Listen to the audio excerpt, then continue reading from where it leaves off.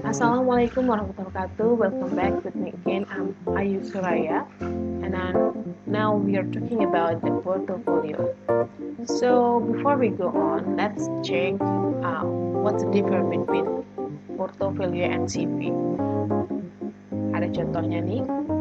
Kalau CV itu biasanya berupa list seperti ini ya, pengalaman kerjanya berupa list, kemudian pendidikannya juga, kemudian tidak lebih dari 3 halaman. Sedangkan itu dalam portofolio itu ada foto-foto berupa hasil karya kita dan deskripsi diri kita sendiri secara lebih jelas. Nah, kalau misalnya menurut pengertiannya, portfolio is a collection of documents about assessment object which can be used by someone, a group, or organization, or educational institution. Kalau portofolio dalam bentuk gambar sini saya lihatkan, itu berupa portofolio yang dibuat oleh sebuah grup atau organisasi atau sebuah perusahaan yang menampilkan hasil karyanya sendiri, dan ketika dia melihatkan hasil karya mereka ke klien, si klien bisa membedakan hasil karya si perusahaan ini dengan perusahaan lainnya. Kalau misalnya someone, itu berarti saya membuat portofolio untuk diri saya sendiri dan kemudian saya gunakan untuk melamar kerja, atau sekarang sudah ada sebagai persyaratan untuk masuk ke SNMPTN ya.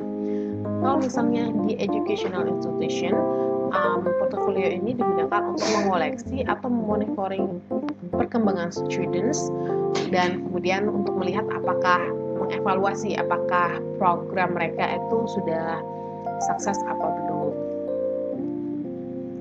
Nah, jadi kalau misalnya kita lihatin dari contoh-contoh tadi, ada beberapa macam portofolio. Pertama, artifak, itu yang hasil karyanya yang dibuat di dalam kelas. Kemudian reproduction, itu yang dibuat di luar kelas. Kemudian attestation, itu berupa observasi guru atau komen guru terhadap siswanya, bisa berupa rapot-rapot, kemudian bisa berupa foto-foto siswanya dari waktu ke waktu. Selanjutnya ada production yang saya maksudkan tadi, seperti misalnya saya membuat untuk melamar kerja atau perusahaan saya buat untuk ditawarkan ke kliennya. Nah, ada beberapa bagian portofolio. Pertama, dokumen draft, itu berupa daftar isi. Nah, kalau misalnya daftar portofolio kita tidak memiliki halaman, berarti tidak usah cantumkan halamannya ya di daftar isi. Kalau misalnya ada, ya silakan dicantumkan. Itu memudahkan pembaca. Kemudian dokumen konten berisi identitas, kemudian berisi pengalaman kerja, prestasi, dan hasil karya. Kemudian dokumen limitation, jangan lupa setiap misalnya kita ke per-part itu dikasihkan seperti seperti ini limitationnya. Kemudian ada dokumen binder, kemudian kita jilid ya. Bagusnya itu berbentuk binder sih supaya bisa dipasang, dilepas gitu, nggak rusak nanti kalau dilepas semuanya. Kemudian ada parent and teachers note. Ini gunanya untuk sebagai rekomendasi atau testimoni. Bagus sekali digunakan untuk melamar pekerjaan atau untuk menawarkan jasa. Jadi orang tahu kalau hasil karya kita itu memang benar-benar berkualitas. Kemudian sedangkan kalau kita ngomongin portfolio assessment, penilaian berupa portfolio, ini sebenarnya juga utama ya, karena selain portofolio banyak sekali tipe-tipe assessment yang biasanya digunakan dan lebih efisien digunakan oleh guru dan siswa. Karena portofolio ini sendiri membutuhkan waktu yang sangat lama untuk mengumpulkannya.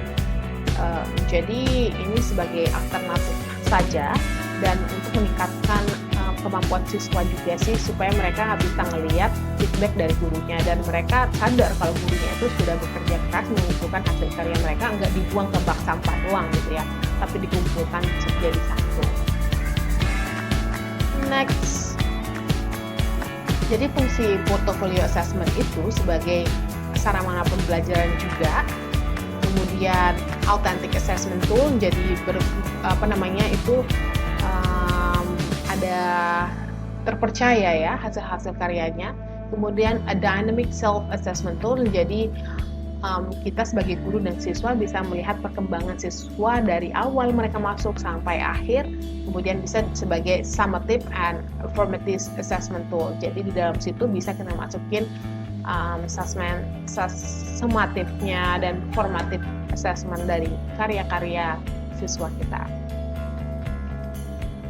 Tapi kalau ngomongin portofolio, kita juga harus tahu karakteristiknya. Jadi kalau portofolio itu harusnya sih multi source, jadi tidak hanya berasal dari satu sumber aja, tapi banyak berbagai macam file kita bisa masukkan ke situ. Kemudian authentic, seperti saya jelaskan tadi. Kemudian dynamic, sesuai dengan perkembangan waktu ya. Jangan amburadul waktunya, misalnya dari kalau misalnya masukin ya diatur waktunya dari awal sampai akhir, jangan explicit, secara jelas. Interrogation, berhubungan dengan ke dunia nyata,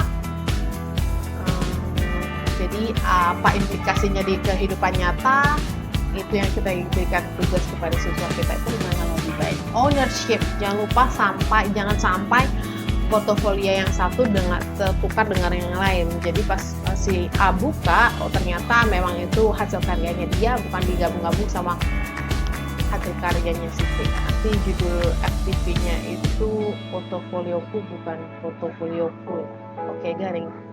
Kemudian purpose variety, ya. Tujuannya banyak, bisa untuk diri sendiri, bisa untuk orang lain, dan insya Allah bermanfaat. Okay, now let's learn how to make portfolio by using a digital, ya.